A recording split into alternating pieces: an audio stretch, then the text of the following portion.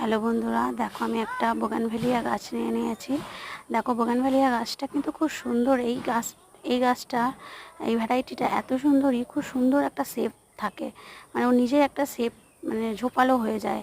কিন্তু এই যে লম্বা লম্বা ডালগুলো বেরিয়ে আছে, এইগুলোকে একটু কেটে একদম গোল করে দেবো, ফুল ফুটলে দেখতে সুন্দর লাগে। আর যত পিঞ্চিং করবো তত বেশি ফুল। দেখো, এমনি কিন্তু খুবই সুন্দর গাছটা, গোল হয়েই আছে, শুধু এক একটা ডাল একটু লম্বা হয়ে গেছে। ডালগুলো পিঞ্চিং করে দেওয়ার পর, কেটে দেওয়ার পর, এই যে কাটা অংশগুলোই যাতে কোনো রকম রোগ বা ফাঙ্গিসাইড না লাগে, তার জন্য একটু সার্ফ ফাঙ্গিসাইড গুলে নেবো জলে।